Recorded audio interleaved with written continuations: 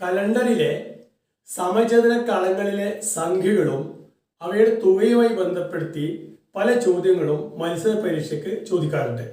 അത്തരത്തിലുള്ള ഒരു ചോദ്യം നമുക്ക് പരിചയപ്പെടാം. ഒരു ചോദ്യം ഇങ്ങനെയാണ്: ഒരു കലണ്ടറിൽ 4 സംഖ്യകൾ എഴുതിയ ഒരു സമചതുരം അടയാളപ്പെടുത്തിയിരിക്കുന്നു. ഈ 4 സംഖ്യയുടെ തുക 64 ആയാൽ അതിൽ ഏറ്റവും വലിയ സംഖ്യ ഏതെന്നുള്ളതാണ്. അതായത് ഒരു കലണ്ടറിലെ 4 സംഖ്യകൾ എഴുതിയ ഒരു സമചതുരമാണ് അടയാളപ്പെടുത്തിയിരിക്കുന്നത്. ആ 4 സംഖ്യകൾ കൂട്ടിയാൽ 64 ആണ് എങ്കിൽ അതിൽ ഏറ്റവും വലിയ സംഖ്യ ഏത്? സാധാരണ ഇങ്ങനെ ചോദ്യം കിട്ടിക്കഴിഞ്ഞാൽ എഴുതുന്നത് ഏറ്റവും ചെറിയ സംഖ്യ എക്സ് എടുത്തു, അതിന് വലത്തുഭാഗത്തുള്ള സംഖ്യ എന്തായിരിക്കും? എക്സ് പ്ലസ് 1 ആയിരിക്കും. താഴെയുള്ള സംഖ്യ എക്സ് പ്ലസ് 7, തൊട്ട് വലത്തുഭാഗത്തുള്ള സംഖ്യ എക്സ് പ്ലസ് 8. അങ്ങനെ എടുത്ത് അവയുടെ തുക കണ്ടെത്തി അത് 64 എഴുതി ഒരു ഇക്വേഷൻ, ഒരു സമവാക്യം ഉണ്ടാക്കി അതിന് എക്സിന്റെ വില കണ്ടെത്തിയിട്ട് അവസാനം എക്സ് പ്ലസ് 8 എന്നതാണ് ഏറ്റവും വലിയ സംഖ്യ, അത് ഏതാണെന്ന് കണ്ടെത്തി അങ്ങനെയാണ് ചെയ്യാറ്. ഞാനിവിടെ ഒരു എളുപ്പവഴിയാണ് പറയുന്നത്. ഇത്രയേ ഉള്ളൂ. ഈ 4 സംഖ്യയിൽ ഏറ്റവും വലിയ സംഖ്യ കാണാൻ എളുപ്പവഴി എന്തെന്ന് വെച്ച് കഴിഞ്ഞാൽ നമുക്കതിവിടെ ആകെ 4 കളങ്ങളാണുള്ളത്. ഈ തുകയായ 64നെ 4 കൊണ്ട് ഹരിക്കുന്നു. തുക എത്രയാണ്? 64. അതിന് 4 കൊണ്ട് ഹരിക്കുന്നു.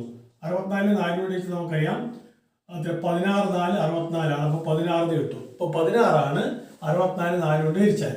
ഇനി ചെയ്യേണ്ടത് ഏറ്റവും വലിയ സംഖ്യ കാണാൻ വേണ്ടി ചെയ്യേണ്ടത് എന്താണെന്ന് വെച്ച് കഴിഞ്ഞാൽ ഈ 16ന്റെ കൂടെ ഒരു 4 അങ്ങോട്ട് കൂട്ടുക. അപ്പോൾ എന്ത് കിട്ടും? 20 കിട്ടും. അപ്പോൾ 20 ആണ് ഏറ്റവും വലിയ സംഖ്യ. വളരെ എളുപ്പത്തിൽ നമുക്ക് കണ്ടെത്താൻ വേണ്ടി സാധിക്കും. ഇനി ഏറ്റവും ചെറിയ സംഖ്യയാണ് കാണേണ്ടതെങ്കിൽ ഈ 16ൽ നിന്ന് 4 അങ്ങോട്ട് കുറച്ചാൽ മതി. അപ്പോൾ എന്ത് കിട്ടും? നമുക്ക് 12 കിട്ടും. അപ്പോൾ ഏറ്റവും വലിയ സംഖ്യ കാണാൻ വേണ്ടി തുകയായ 64നെ എത്ര എണ്ണം കൊണ്ടോ 4 എണ്ണമാണ്, ആ 4 കൊണ്ട് ഹരിക്കുന്നു. അപ്പോൾ 16 കിട്ടും. ആ 16നോട് 4 കൂട്ടിയാൽ കിട്ടുന്ന സംഖ്യ ഏറ്റവും വലിയ സംഖ്യയും 4 കുറച്ചാൽ കിട്ടുന്ന സംഖ്യയായിരിക്കും ഏറ്റവും ചെറിയ സംഖ്യയായിട്ട് വരുന്നത്. നമുക്ക് ആ സംഖ്യകളൊക്കെ ഒന്നുകൂടി എഴുതി നോക്കാം. ഏറ്റവും ചെറിയ സംഖ്യ 12. അപ്പോൾ മറ്റേ വലത്തുഭാഗത്തുള്ള സംഖ്യ 13 ആയിരിക്കും. 12 താഴെ സംഖ്യ 12 7 19 ആയിരിക്കും. 13 താഴെയുള്ളത് 19 എത്രയായിരിക്കും? 20. അപ്പോൾ ഇതാണ് സംഖ്യകൾ. കൂട്ടിയാൽ നമുക്ക് 12ഉം 13ഉം കൂട്ടിയാൽ 25 ആണ്.